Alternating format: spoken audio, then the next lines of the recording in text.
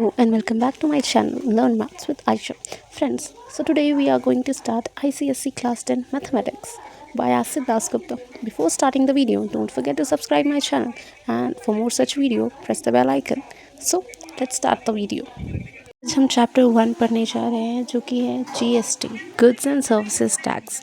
Goods and services tax हम ICSE की class 10 mathematics की बुक में पढ़ेंगे। इसमें सबसे पहला बात यह है कि हमें टैक्स के बारे में पढ़ना है। तो टैक्स होता क्या है? टैक्स वो होता है जो हम गवर्नमेंट को पे करते हैं, अमाउंट टैक्स होता है। अब दो तरीके के टैक्स होते हैं। कौन कौन से? एक होता है डायरेक्ट टैक्स, एक होता है indirect tax. Direct tax simple भाषा में वो होता है जो हम डायरेक्टली गवर्नमेंट को पे करते हैं, और इनडायरेक्ट टैक्स ऐसा होता है जो इनडायरेक्टली हम गवर्नमेंट को पे करते हैं। जैसे हमने कुछ खरीदा, उस पर टैक्स लगा है, या हमने कुछ बेचा है, कुछ सेल आउट किया है, उस पर टैक्स लगा है, तो वो इनडायरेक्ट टैक्स होता है। और जो डायरेक्टली गवर्नमेंट हमसे लेती है वो डायरेक्ट टैक्स होता है।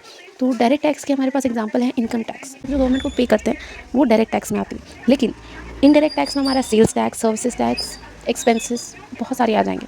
ठीक है, हमने जो भी एक्स्ट्रा टैक्सेस पे किए हैं वो सारे हमारे इनडायरेक्ट टैक्स में आएंगे। तो इन सारी कन्फ्यूजन को, कौन सा डायरेक्ट टैक्स पे हो रहा है, नहीं हो रहा है, तो इन सारी कन्फ्यूजन्स को रिमूव करने के लिए हमारी गवर्नमेंट ने न्यू टैक्स को लाया है, जो कि है, जो टैक्स एक मोटिव से आया है। वो मोटिव ये था, वन नेशन वन टैक्स। ये वन नेशन वन टैक्स की थ्योरी लेकर आई गई है 1 जुलाई 2017 को, और इस टैक्स का नाम दिया गया है GST, जिसे हम गुड्स एंड सर्विसेज टैक्स भी कहते हैं। ठीक है, वन नेशन वन टैक्स की थ्योरी 1 जुलाई 2017 को लाई गई, और इस टैक्स का नाम दिया गया GST, जो गुड्स एंड सर्विसेज टैक्स कहलाती है। अब कुछ ऐसे प्रोडक्ट्स 0% GST लगता है। वो कौन कौन सी चीज़ें होती हैं? Petroleum products. जितने भी पेट्रोलियम प्रोडक्ट्स होते हैं उसमें 1% भी GST नहीं लगता। ना ही अल्कोहल पे GST लगता है, और ना ही इलेक्ट्रिसिटी बिल पे GST लगता है। तो ये कुछ प्रोडक्ट्स ऐसे हैं जिनमें एकदम 0% GST चार्ज किया जाता है। टाइप्स ऑफ GST क्या होते हैं? दो तरह की GST हमें गवर्नमेंट ने इंट्रोड्यूस कराई है।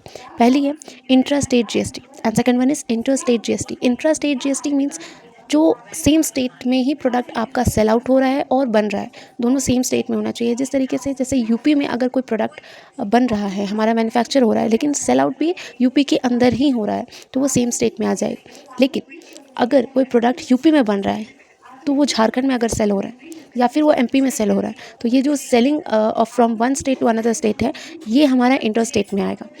अगर सेम स्टेट में हो रहा है तो हमारा intra state, and other states में जा रहा है हमारा प्रोडक्ट तो इंटर स्टेट।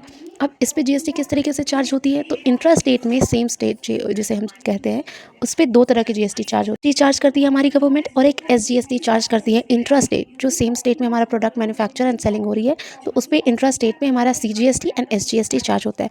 CGST की फुल फॉर्म होती है central goods and services tax, and SGST state goods and services tax. Central goods and services tax हमारा सेंट्रल गवर्नमेंट के पास जाता है, and state goods and services tax हमारा state government के पास जाता है। तो ये सिर्फ इंट्रा स्टेट वाले प्रोडक्ट्स के लिए होगा, जो विद इन सेम स्टेट्स में ही मैन्युफैक्चर भी हो रहे हैं एंड सेल आउट भी हो रहे हैं। लेकिन इंटर स्टेट में हमारा क्या हो जाएगा, जो अदर स्टेट में हमारे प्रोडक्ट्स जा रहे हैं उसमें IGST लगता है, integrated goods and services tax. ये integrated goods and services tax हमारी सेंट्रल गवर्नमेंट ही लेती है। ये सारी कैलकुलेट करने के बाद IGST हमारे जितना भी आएगा वो सारी सेंट्रल गवर्नमेंट के पास ही जाएगी। तो ये सारा कॉन्सेप्ट था हमारे GST का। Now we are going to move to the exercise. So let's move to the exercise. The very first question is, a dealer buys the goods worth rupees 7,500 and sells it at a profit of 10% within the same state. If GST is charged at 12%, find the selling price, CGST, SGST and the total amount paid by the customer. तो हमारे पास एक dealer है जिसने एक good खरीदा है 7,500 का, और उसने उसे सेल आउट किया है 10% प्रॉफिट में। तो हमें सेम स्टेट की बात हो रही है, with in the same state. ठीक है, तो हमें क्या GST दिया गया है, 12% चार्ज किया गया है GST। सेलिंग प्राइस निकालनी है, CGST निकालनी है, SGST निकालनी है, और total amount paid by the customer ने कितना अमाउंट पे किया। तो चलिए इसे बनाते हैं हम। तो CP हमारे पास क्या है, कॉस्ट प्राइस ऑफ गुड हमारे पास है 7,500। प्रॉफिट हमारा कितना लिया गया है, 10% ऑफ 7,500। जो कॉस्ट प्राइस था उस पर 10% प्रॉफिट लिया गया। तो हम जब परसेंटेज निकालेंगे तो 10% ऑफ 7,500 हमारे पास आएगा 750। ठीक है, 750 आ गया हमारे पास। अब हमारे पास प्रॉफिट भी है, कॉस्ट प्राइस भी है। प्रॉफिट और कॉस्ट प्राइस दोनों हम जब ऐड करते हैं तो हमारे पास सेलिंग प्राइस निकल के आ जाता है। तो सबसे पहला क्वेश्चन में हमें सेलिंग प्राइस ही फाइंड करना था, तो हम प्रॉफिट प्लस CP ऐड कर देंगे तो हमारे पास आंसर आ जाएगा 750 प्लस 7,500 इक्वल्स टू 8,250। हमारे पास सेलिंग प्राइस आ गया। अब हमें निकालना है CGST। CGST निकालने का फॉर्मूला ये होता है 1/2 into R/100। R is rate of GST। हमारे पास रेट ऑफ GST कितना लिया गया, तो हमारे पास रेट ऑफ GST 12% चार्ज की गई है प्रोडक्ट पे। तो हम 12% लेंगे। एंड सी पी इज़ हमारा सेलिंग प्राइस, तो सेलिंग प्राइस तो हम लोगों ने ऑलरेडी निकाल लिया है। नाउ वैल्यू पुट करते जाते हैं, 1/2 इंटू 12/100 इंटू 8,250। हमारे पास टोटल ओवरऑल कैलकुलेशन करने के बाद वैल्यू आएगी 4,495। नाउ CGST का जो फॉर्मूला होता है सेम फॉर्मूला हमारे पास SGST का होता है। याद रखना, CGST हमारी सेंट्रल गवर्नमेंट चार्ज करेगी एंड SGST हमारी स्टेट गवर्नमेंट चार्ज करेगी। तो नाउ SGST हम फाइंड करेंगे, तो SGST के लिए भी 1/2 इंटू R/100 एंड SP, ठीक है, तो उसकी भी हमारी same 95 rupees. Now total amount हमें पूछा गया कि कस्टमर अब कितना पे करेगा, तो कस्टमर पे तो हमारे स्टेट गवर्नमेंट की भी चार्जेस लग रही हैं एंड सेंट्रल गवर्नमेंट की भी चार्जेस लग रही है, दोनों को हमें एडअप करना पड़ेगा। फिर सेलिंग प्राइस, जो सेलिंग प्राइस है वो भी लगेगी। तो तीन हमारे पास SP, CGST एंड SGST तीनों मिला करके जब हम एडअप करेंगे तो हमारे पास कस्टमर की टोटल वैल्यू आ जाएगी। So the second question is, a shopkeeper buys tea leaves worth rupees 3,000 and sells it at a profit of 20% in the same state. In the same state की बात हो रही है, इसका मतलब हमारे पास क्या हो रहा है, इंट्रा स्टेट मीन CGST और SGST दोनों निकालनी है हमें, ठीक है। GST is charge rupees 5% GST charge करी जा रही है, और हमें क्या निकालना है, सेलिंग प्राइस, CGST, SGST और total amount paid by the customer. Exact same question number 1 की तरह ही बनेगा ये क्वेश्चन। तो चलिए सॉल्व करते हैं। क्या है, cost price of tea leaves है 3,000 रुपीज़। उसके बाद हमें निकालनी है प्रॉफिट, तो प्रॉफिट हमारा चार्ज हो रहा है 3,000 में 20% होगा 3,000 का हमारे पास 600। नाउ 600 जो हमारे पास प्रॉफिट आया है एंड CP हमारे पास 3,000 है, तो हम प्रॉफिट और CP को ऐड कर देंगे तो हमारे पास सेलिंग प्राइस आ जाएगी। तो 600 प्लस 3,000 हो जाएगा 3,600 रुपीज़, जो कि हमारी सेलिंग प्राइस निकल गई। सेलिंग प्राइस निकल जाने के बाद हमें क्या, CGST फाइंड करना है, क्योंकि सेम स्टेट की बात हो रही है, तो सेम स्टेट में हमें CGST एंड SGST दोनों फाइंड करना होता है। और CGST के फॉर्मूला में हमें half into R/100 into SP लेते हैं हम, ठीक है। SP हमारे पास क्या है, हमने अभी फाइंड की 3,600 एंड रेट ऑफ GST हमारे पास दिया हुआ 5%, तो हाफ इंटू 5/100 इंटू 3,600, सारा सोल्यूशन करने के बाद हमारे पास वैल्यू आएगी ₹90। एंड एक्जैक्ट सेम SGST भी हमारा निकलेगा हाफ इंटू 5/100 इंटू 3,600, तो हमारी वैल्यू आ जाएगी ₹90। Now total amount paid by the customer, अब कस्टमर कितना अमाउंट पे करेगा अपने प्रोडक्ट के लिए, तो टी लीव्स लिए उसने, selling price 3,600 plus CGST central government जो टैक्स हमसे ले रही है एंड SGST जो स्टेट गवर्नमेंट हमसे टैक्स ले रही है, दोनों को एडअप करेंगे विद सेलिंग प्राइस, तो हमारे पास वैल्यू आ जाएगी 3,600 plus 90 equal to 3,780 rupees. Now the third question is, a dealer buys an article for rupees 8,000 and sells it at a profit of rupees 30% within the same state। ये भी हमारे same state में बात हो रही है। एक डीलर है जो आर्टिकल बाय करता है 8,000 रुपीज़ का और उसे सेल करता है 30% प्रॉफिट पे, ठीक है। GST उस पर चार्ज हो रही है हमारी 18%। Find the total amount paid by the customer, हमें क्या निकालना है, total amount paid by the customer, input tax paid by the dealer. अब डीलर ने जो इनपुट टैक्स पे किया है वो भी वैल्यू निकालनी है, output tax collected by the dealer वो भी निकालनी है, and the net tax paid by the dealer to the government, और टोटल नेट टैक्स कितना डीलर ने गवर्नमेंट को पे किया वो निकालना है। तो चलिए बनाते हैं। We have cost price of an article that is 8,000 rupees and the profit is 30% of 8,000, तो 30% ऑफ 8,000 हमारे पास आ जाएगा 2,400 रुपीज़।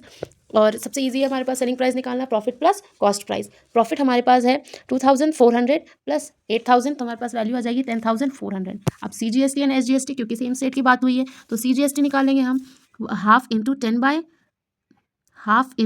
18/100, जो 18% GST हमारी चार्ज हुई, एंड SP हमारे पास है 10,400 रुपीज़।